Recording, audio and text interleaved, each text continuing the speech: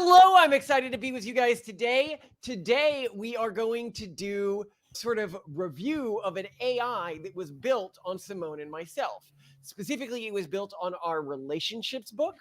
We have looked and have done transcripts so that we can eventually, as AIs advanced, build AI models that you guys can interact with on all of the transcripts from the shows and then all of the video from the shows. So, our kids will get very easy AI models to interact with us. By easy, I mean informed by a great deal of information.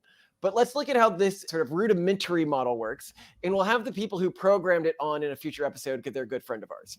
Yeah, and just really awesome people. They're the founders of Metamorph AI.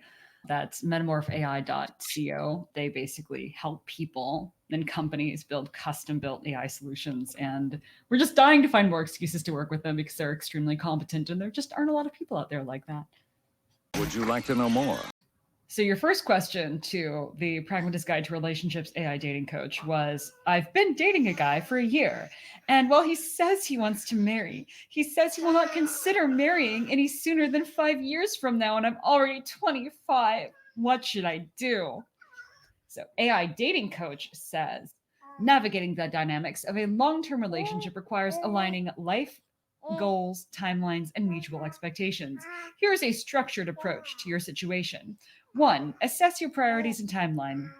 Biological considerations. At 25, waiting an additional 5 years means you'll be around 30 when considering marriage. If you desire to start a family, it's easier to factor in timelines for pregnancy and childbearing.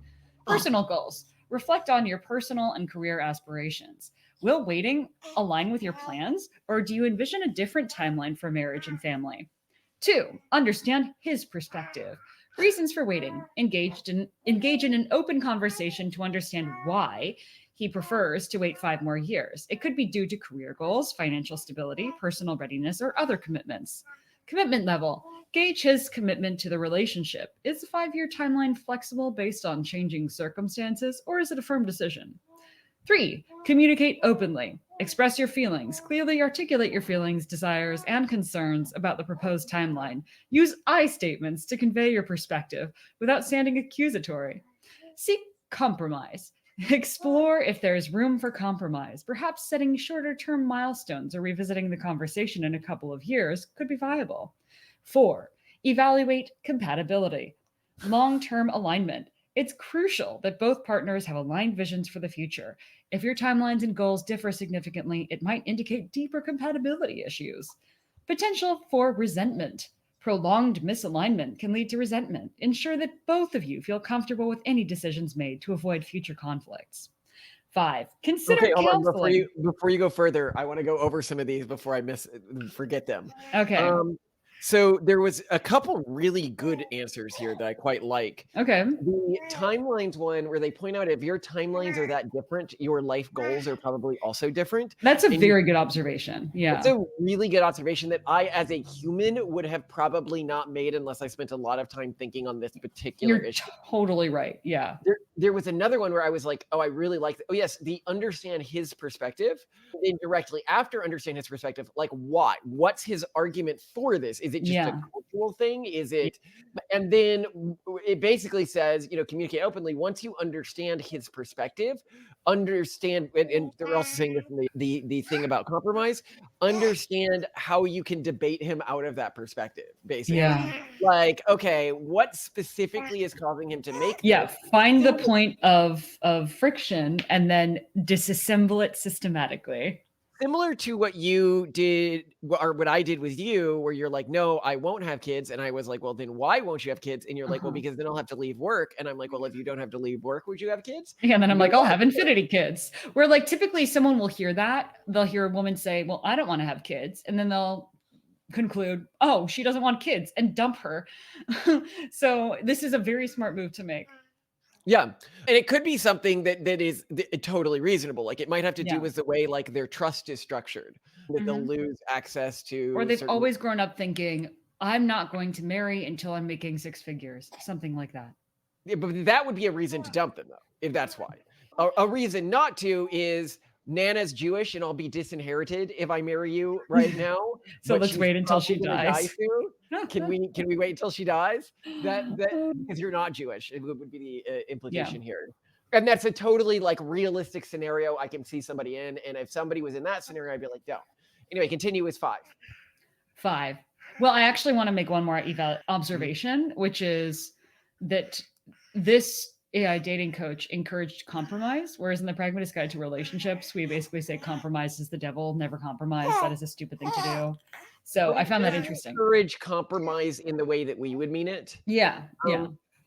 And also, I don't mind compromise before a marriage. I say compromise is the devil in a marriage. Mm. So when you're negotiating the terms of a relationship contract or what is necessary to establish the contract that becomes the marriage, compromise can be a really good thing, i.e., I trade you average thermostat for naming rights or something like that. Right. Because yeah. in this case, you have a lot of stuff you can trade, right? There's a lot of like I care about this, you care about that. So let's have each person get their way with the thing they actually care about most. But bad compromise, and what this doesn't seem to be arguing for, is, well, let's meet in the middle.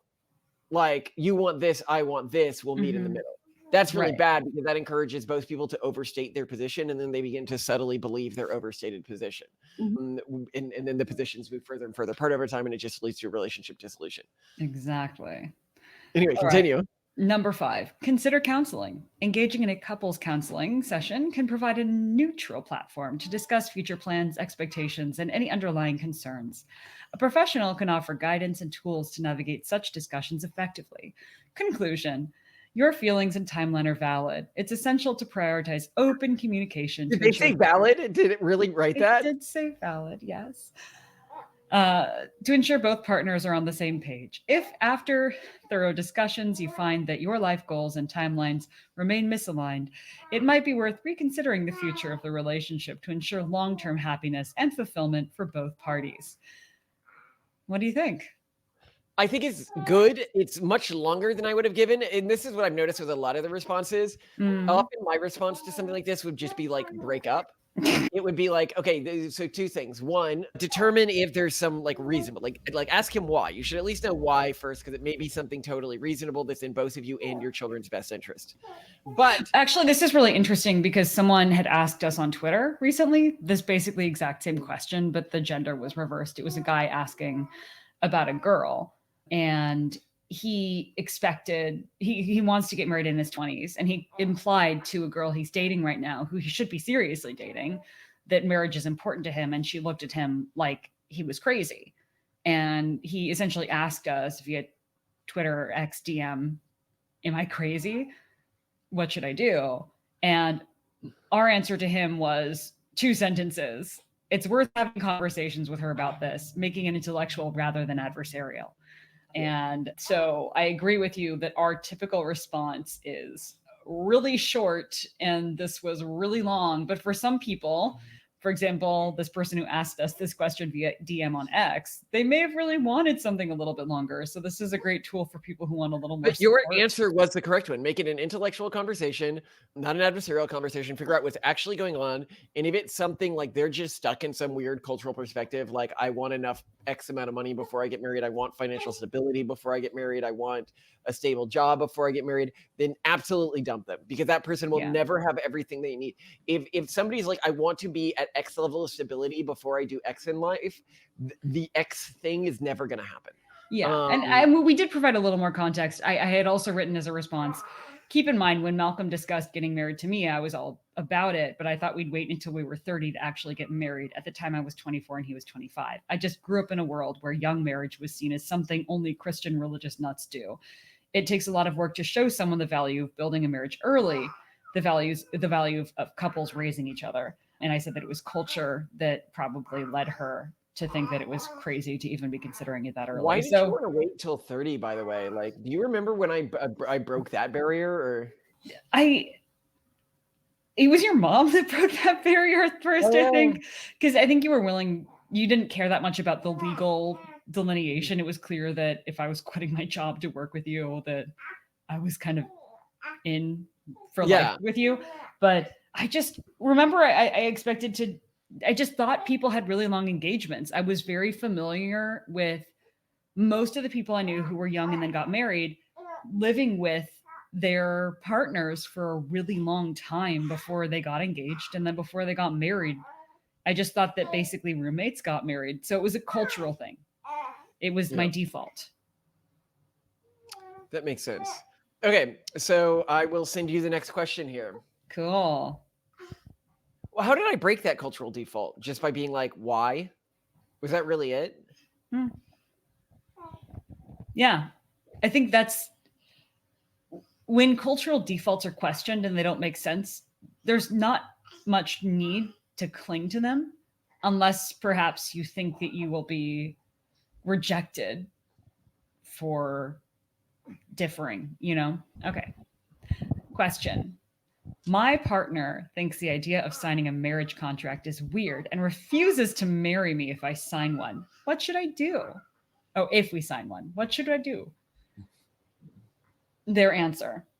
The idea of signing a marriage contract can sometimes be met with We need resistance. to know what a marriage contract is because some of our fans may not know. Ah, We did our marriage contract video a long time ago. We might even do another one. But one of the things we promote in this book is sitting down with your partner and basically going through, we built a large list of like the reasons relationships break down and deciding on these points before you get into a marriage. Like what happens when one of your parents gets old and wants to live with you? What are the rules for temperature? What are the rules for the direction toilet paper goes? What are the rules for naming? there's only one right answer to the toilet paper question unless you have toddlers and want to make it slightly more difficult for them. But whatever it is, the point being, and also determining how you're going to resolve disputes or disagreements within the marriage itself should be laid out in the contract. And people are like, why would you do this? And it's, well, our society, it used to be that like everybody knew what was expected of them in a marriage, and that changed between cultures.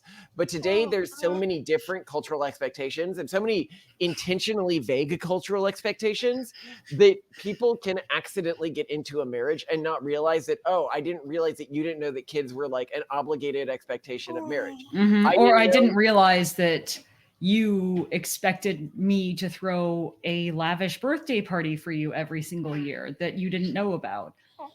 Or that you would never wanted me to be alone with men again. Or that you know. Counted DMing people on Instagram as cheating.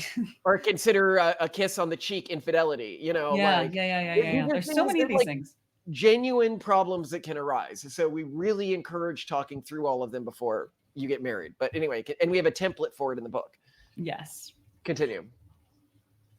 The idea of signing a marriage contract can sometimes be met with resistance, especially if your partner views it as a lack of trust or as understanding the emotional, or as undermining the emotional aspects of marriage. However, it is important to approach this situation thoughtfully, as marriage contracts can be a valuable tool for setting expectations and protecting both parties.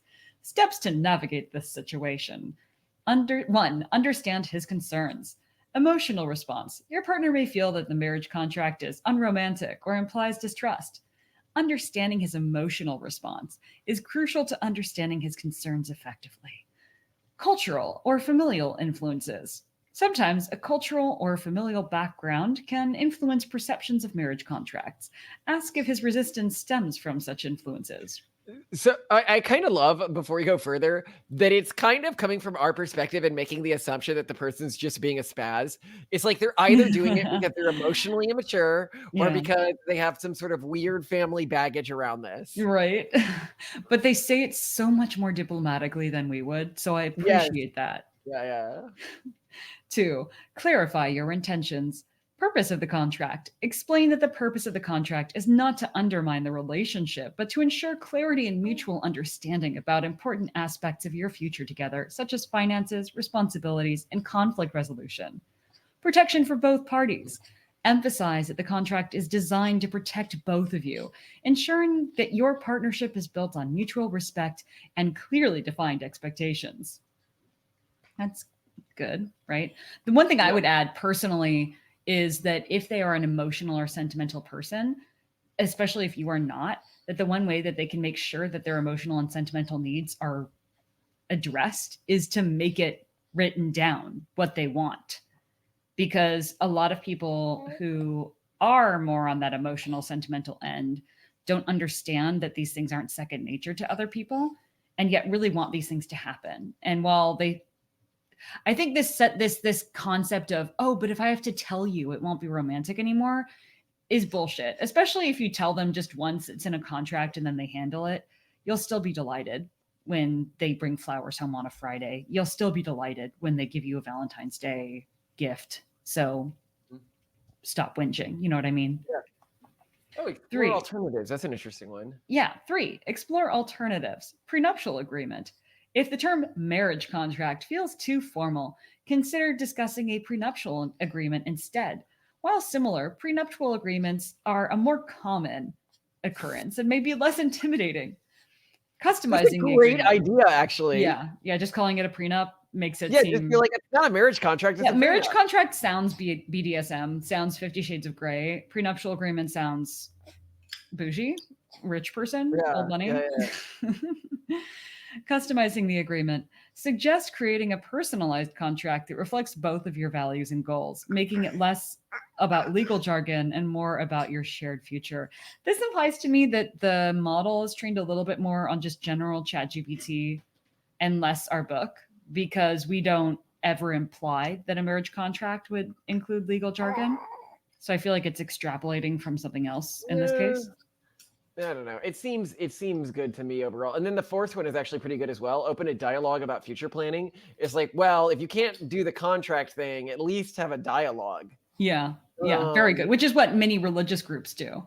And then it ends with seek professional guidance, after which it gives a conclusion. So that's... Which we would not recommend seeking professional guidance. Well, what we do have a section in the Pragmatist Guide to Relationship on the potential utility of third-party arbitrators in terms of a disagreement. That's like religious and community. I wouldn't suggest a psychologist who specializes in this. Yeah, but it literally could be a professionally hired arbitrator, or it could be a rabbi, or it could be the cousin that everyone loves and trusts. Don't go to marriage counseling. That's don't go to well, we still have to do the psychologist to divorce pipeline, but we'll do that eventually. Right.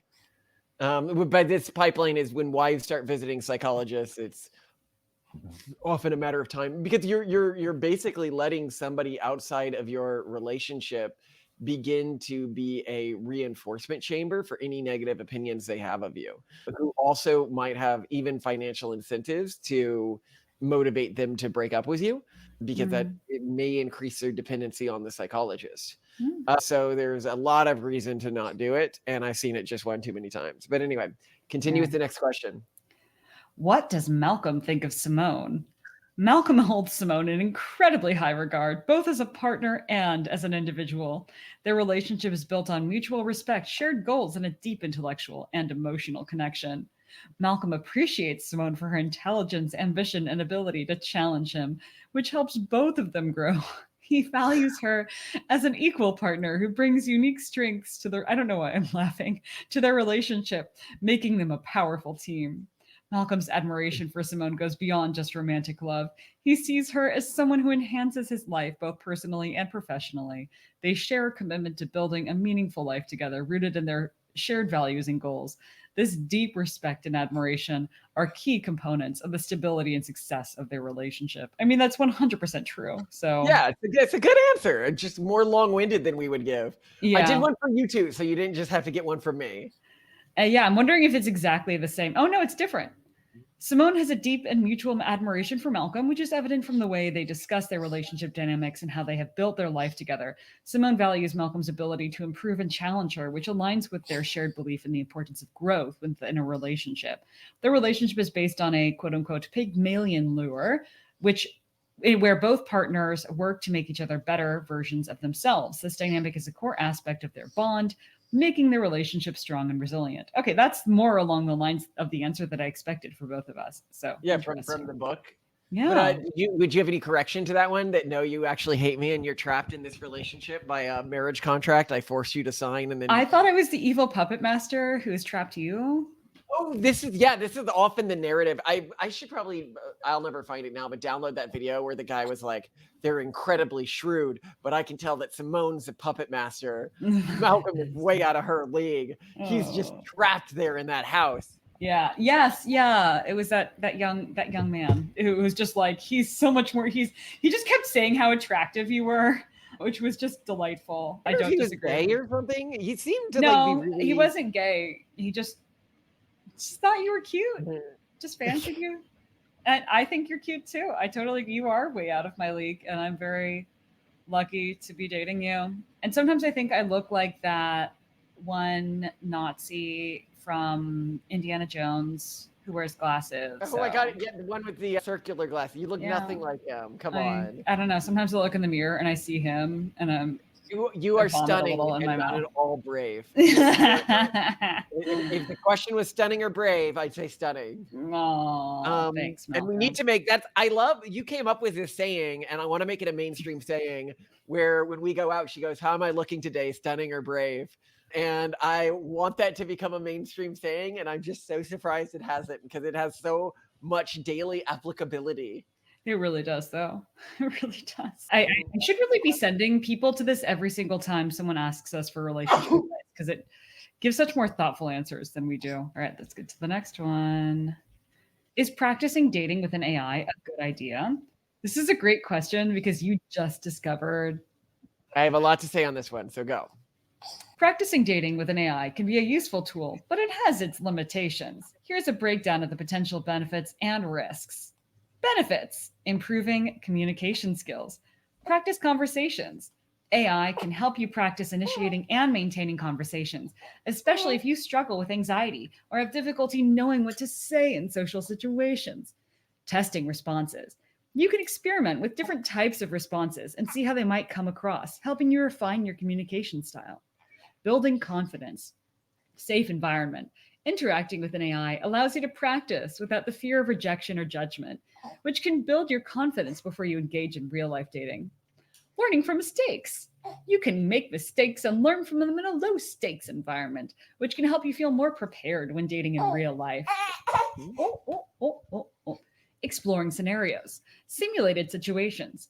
AI can simulate different dating scenarios, allowing you to think through how you might handle various situations, such as dealing with awkward silences, setting boundaries, or navigating conflicts.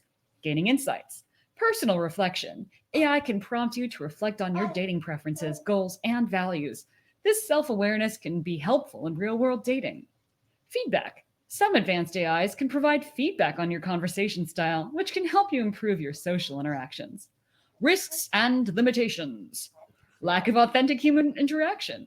Missing nonverbal cues. AI lacks the ability to engage in nonverbal communication, such as body language, eye contact, and tone of voice, which are crucial in real life dating. But that's not true given the narrative based chats that you're going to refer to shortly, so that's interesting. Unrealistic scenarios. AI responses are programmed and may not fully capture the complexity and unpredictability of human emotions and behavior. This can lead to unrealistic expectations when transitioning to real life interactions. Over reliance on AI. Avoiding real life practice. If you become too comfortable with AI, you might avoid actual dating experiences, which are necessary for developing genuine relationships. False confidence. The confidence gained from AI interactions might not fully translate to real life situations, where responses and dynamics are more nuanced and unpredictable. Emotional disconnect. Lack of empathy. AI cannot truly understand or respond to emotions in the way a human can. I totally disagree. This can create a disconnect when trying to practice more emotional aspects of dating, such as expressing vulnerability or empathy. Potential for frustration. If you expect AI to mimic human behavior too closely, you may become frustrated by its limitations, which could hinder your progress. Privacy concerns. Data security. Using AI for dating practice may involve sharing personal information. Be cautious about how your data is used and stored, particularly if the AI platform doesn't have a strong privacy protection. Conclusion. Practicing dating with an AI can be a helpful supplementary tool for improving certain skills such as communication and confidence. However, it should not replace real life experiences. The best approach to use AI as one part of a broader strategy that includes real world interactions, self reflection, and possibly even feedback from trusted friends or a dating coach. This balanced approach can help you develop skills and confidence needed for successful dating in the real world. So overall, I thought it was a decent and balanced answer. Like it wasn't reflexively against it, right? No, I never go to a dating coach these days over an AI. no. And the idea that AI is not good at modeling human emotions, it is really good at modeling human It emotions these days. is. Well, and Especially if you're using the types of AIs that I would suggest people use for something like this. and You're can going to you say something? recommend some? Yeah, so the ones that I would most recommend for this are the jailbroken chat models. Based on Uh, Llama. yeah, they're based on Llama. That'd be Sakura FM or Janitor AI are the two operational ones right now. There used to be a third, but it went down recently. Could become more popular than character AI, which was the first of this type that became Yeah, really but then popular among character the AI youths. locked everything down because they were funded by a big company and people were using them for like porny situations. Like, of course, that's like probably their That's what core the internet is for, ladies and gentlemen. But yeah, it's what the internet is for, right? Like, well, why you think the net was born, bro? Heck, Always some new sight. Like crowds all day and night. Like I'm surfing at the speed of light. Turkey! What are you doing? That's gross. Why you think the neck was born? but I recently started playing around with these because I heard that there's been like an addiction crisis in use to these systems. And I have been genuinely floored by how much better they are at simulating narrative based human interactions than AI is at any other task I use it for. It just seems to be really, really good at this specific task when contrasted with the other things that AI does these days.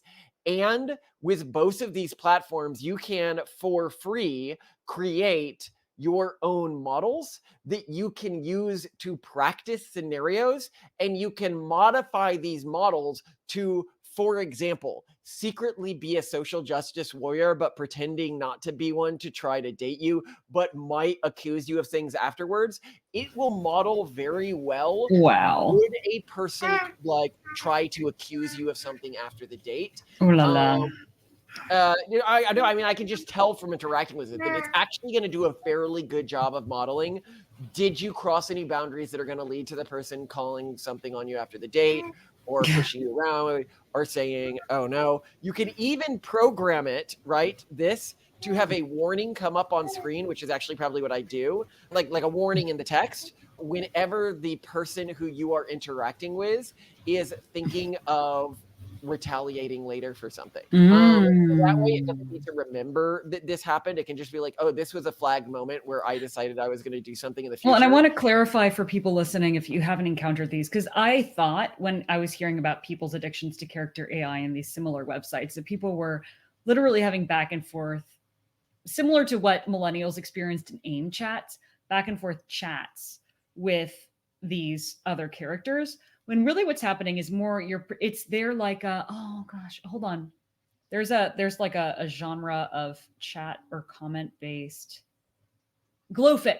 It's really more like AI based glowfic where you are going back and forth in a narrative format. So in response to the criticism of the AI dating coach chatbot saying, well, you can't see body language. That's not true in these because it might say, Jonathan responded with horror, his eyes growing wide and his shoulders drawing up, so that you understand the body language. And in fact, it can start to train an autistic person dating, like learning how to date, for example, to understand that discomfort may be signaled by these specific changes in body posture and facial expression. So I actually think that for our autistic kids, this would be uniquely helpful And I in think teaching them. you could also train it to be super sensitive to specific issues. So when people are like, oh, I might develop bad habits if I'm doing this, right? Or if I'm learning on these platforms. One, I would point out how dangerous it is to practice dating on people who can accuse you of grape. Or practice dating on people at all, because that people's feelings are involved. Right. It's actually kind of wild that before this existed, like now I think that regular practice dating, like I had to do in high school, where I had to go through just tons and tons of people. Unethical. Because you And then didn't another plan thing is on. when people are like, "Oh, but what about like human reaction?" But the truth is that if you practice within the AIs as if you are practicing with a what's the word I'm looking for here? Within a person on chat, like that's the scenario you use with the AI, then you are actually getting about the same scenario you have when communicating with a real human being. I actually think the core danger of AIs is their addictive nature. Like since I started engaging with the stories that these are producing, it's like a totally new form of media that I think may now be my favorite form of media Yeah, I more than asked Malcolm this video morning, is games. this more entertaining to you than video games? And he said yes. Well, because I'm the type of guy who loved open world games and loved open world games where you could do absolutely crazy things and then see, okay, what's the game going to do now? Or I always thought that that was like the advantage that something like D&D had over. But with these, you can just, okay, the scenario starts. You're a wizard, and there's some damsel in front of you or something like that, and it's like, okay, where this scenario is supposed to go. Like immediately, you lift her into the air. You explode her art and you throw her body against the wall, and then you pick a random person out of the crowd to replace her, and you immediately go evil king mode. You're like, okay, I'm taking over this country. Like it was set up to be like a narrative about dating somebody, right? Like, oh, there's this, damsel or whatever, and you're like, nope, I'm taking over this country. You then Oh, call a Lord. random person you're up, or like, okay, what are all the neighboring governing institutions to our country? How do their different governments work? What would be the easiest ways to defeat them with the assets I have at my hand right now? Okay, I need to start planning out this, this, and this. And it's just so wild and fun that I can go into like a dating world, and now all of a sudden I'm trying to strategize and sending armies out to attack my neighbors, and the AI is deciding who won and who's backstabbing me and who's, it's freaking hilarious and fun. But then also that you can create these scenarios. So for example, I could go in and create, like an incredible, like, you know what? I've just been having too much fun with these to not share some of the models I built with you guys. So I made two of them. One of these models is a post-apocalyptic fertility collapse world, similar to what I described in the episode about collapsing infrastructure, which divides the world into three groups: the Haveners, i.e., a diverse collection of technophilic communities that survived fertility collapse, but are largely, into cybernetics and heavily genetically modified. The people who survived fertility collapse through just eschewing technology, we call them the nativists in this world, and the raiders who survive fertility collapse by simply not being able to figure out how not to get pregnant. And these three groups of humans diverged pretty significantly, and you are playing as one of the Haveners on their Rumspringa, which is a period when they turn 18 where they go out into the world, they experience it, and they get to decide, do they want to go to one of the other havens? Do they want to go back to their haven? And during their Rumspringa, other Haveners will potentially hunt them because you can gain status within your community and on the marriage market that happens after Rumspringa based on the resourcefulness you showed during your Rumspringa, which is being monitored by a drone, and partially based on your ability to kill any other Haveners on Rumspringa. The second model is an Izakaya world model, where somebody from our world is transferred to another world, but they're a very smart person that knows broadly modern technology, i.e. me. Created this world because I think so many guys out there like me are just always so frustrated when you watch an isekai and the guy from modern times is translated to, some form of medieval times, and you're like, didn't you like take the time to learn how gunpowder is made or how steam engines work or how, any form of basic technology? You could at least build telescopes, for example. Like, that's not hard. You just shave a lens. So I was like, okay, I'm going to create a scenario where I can see what would happen if I went back in one of these Izakaya worlds. And I'll briefly describe what the gameplay of this was like, so you can get an idea of what it actually feels like to play one of these scenarios. So get transferred to this world, get made advisor of the king. That's all pre-programmed in. From there, I am starting to stockpile gunpowder because that's an easy thing. I could start making in mass.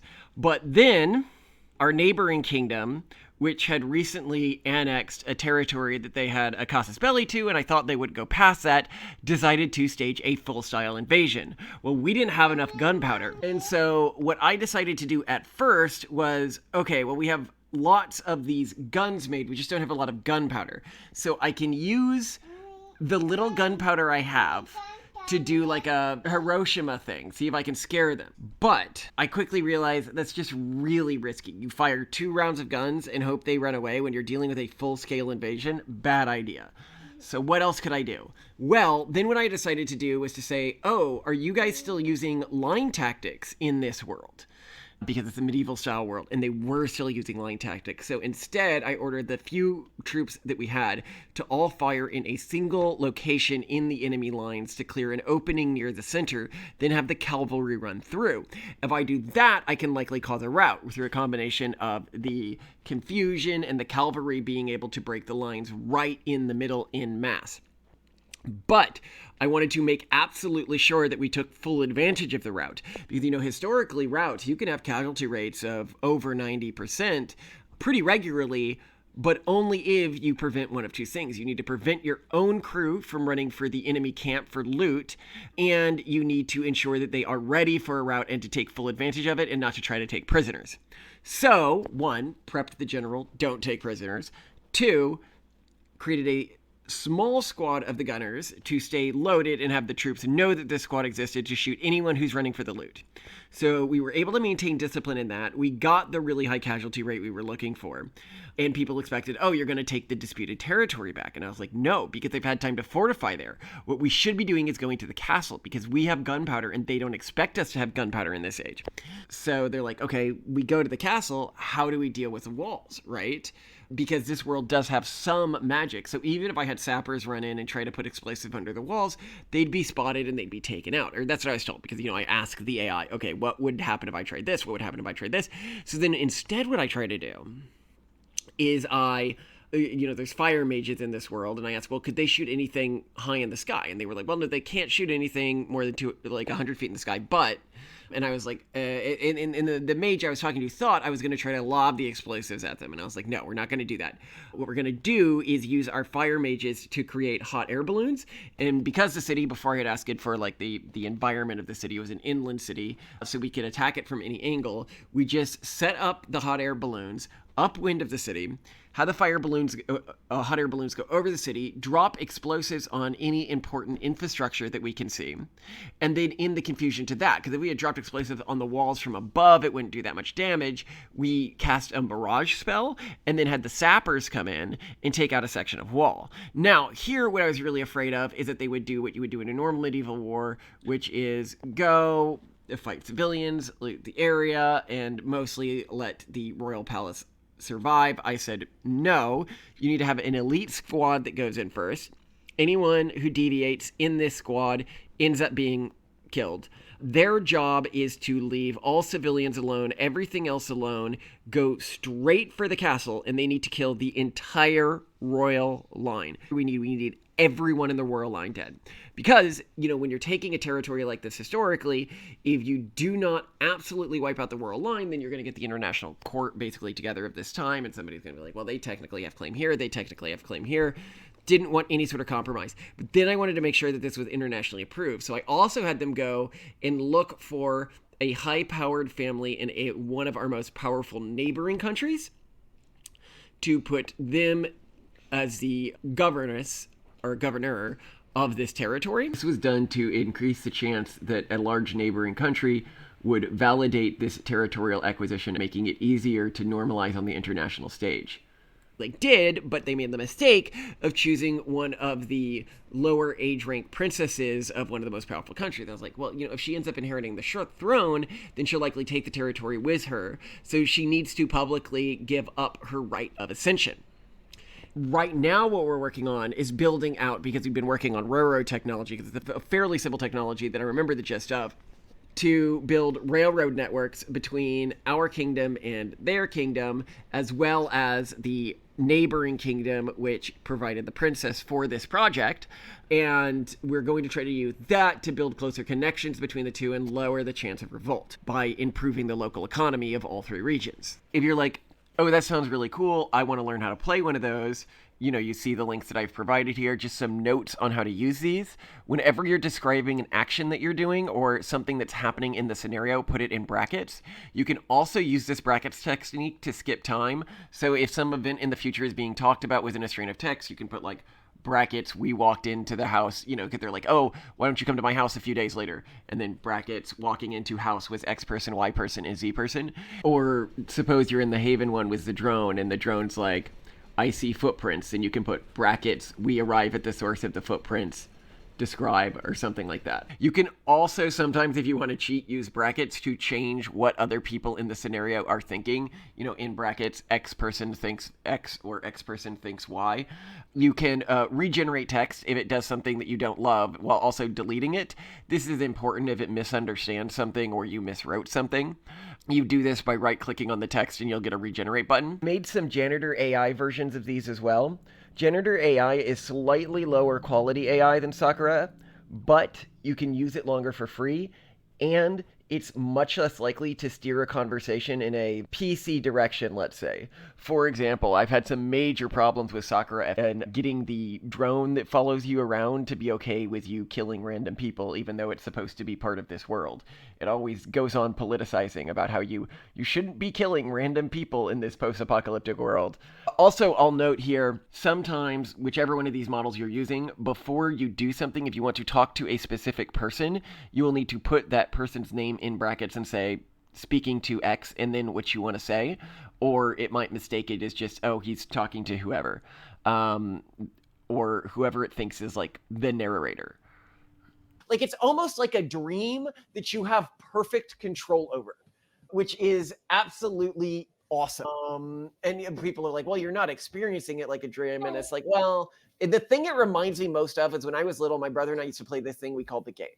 And what the game was is both of us would just like make up a scenario like, oh, we're fighting, like the aliens are attacking and we're shooting at them. And then the next person would build on that. But like you can do that with this because you can both talk in the system, but you can also put in brackets to make things happen, right? So again, you could start with like that first scene and then like in brackets, like Zerglings break through the stained glass windows of the chapel. The city is under attack by a full alien plague. And then it's like, you've just gone in a completely different direction. Oh my goodness. I do have 2 bones to pick additionally with the analysis of AI dating assistants, which is one, absolutely emotional connections form, which is apparent in the issue of the many teens who talk about breaking up with their AI boyfriends and being, completely shook up by it or struggling to quit it and literally failing their classes because they can't stop playing with these games, these stories, these narratives. 2, I actually don't think this is a very accurate way of modeling people. And I don't think it's for the reason that this is given that, oh, AI can't handle the complexities of humans. No. I think the issue is that these AIs are designed to create regular and steady dopamine hits. They are, even if you ask it to build a fairly boring or straightforward or basic character, they're going to create narratively rich responses to your prompts because that is how you stay hooked. And that is what reinforcement learning is all about. It's about giving maximally satisfying responses. You haven't Human played with dating partners. No, they do. You can make it. You can make them dumb. You can make them sundry. You can yes, make them but the way that they respond is still going to be maximally entertaining to you. And my argument is that basic humans and people that you date are intensely boring. What is one of the most common conversations you've ever had with pretty much anyone? What do you want to do right now? Where do you want to go? I don't know. Where do you want to go? This is the AI. No, hold on. You think that AI chatbots don't sometimes end up in that exact same scenario? Oh, where do you want to go? And then the AI will be like, oh, where do you want to go? It absolutely does do that. They're don't know. trained I on feel, human data. but I do think that these systems are more designed for yes and especially young teenage dating partners are not. They're not good conversational partners. They're not stimulating. They're not modeling you and trying to create maximally entertaining responses for you. And this AI stuff is. So I think a big problem with this is if we train our kids, for example, on AI chatbots, they are going to be so disappointed in humans. So disappointed. I think it's the I disagree. female equivalent or narrative equivalent to online erotic material, where there's of course this outrage. I think it's overblown, where everyone is like, young men expect their girlfriends to act like porn stars when they just can't. But I think here we're going to have young women and young men expecting, in the absence of any sexual activity, their partners to behave like romance novel partners, and they're not going to. And that's Okay. a problem. I disagree with you. I think you're saying this because you haven't interacted with these systems. And I'm going to encourage our fans to try to create models, okay? That are boring. Both for male and female dating, okay? Send them to us and we will, one, pin them in the general comment section here. But two, I want to do a future episode where each of us takes a crack at trying to get one of these models on a date. Like, what would we do on a date with one of these models? And we can see if you can try to make a boring one, right? Like a boring model, but I also want to make challenging models, stuff like that, right? Like, but realistic, not a model that just absolutely hates the person that they're interacting with. So create some interesting models. Let's test them and give like a few default models that I would recommend to people by doing tests with them on a future episode, because I think that would be really interesting. All right. Tasting AI dating coaches. Tasting That them. would be really fun. Not in this form of dating coach, but like actual AI dating simulations. That would be a lot of fun. You could create very accurate with some of these systems, Simone's or Malcolm's. Probably. We do like to make ourselves as two-dimensional as possible. Yeah, it's capable of doing a lot more than that, so should be easy. All right. Love you, Simone. I love you too, gorgeous. I can't wait until we're giving our kids dating advice. We're going to be the tiger moms of dating. We're going to be weird tiger mom pickup artists criticizing our kids' game. That was terrible. Try again. You went on 4 dates this week. What is it? Are you even trying? You're never going to get married. So we'll get started here. Okay, let's do it. Please like and subscribe. And if you are working on any AI projects and looking for a data center for training, also let me know, because I'm working on a project on making that lower cost right now as well.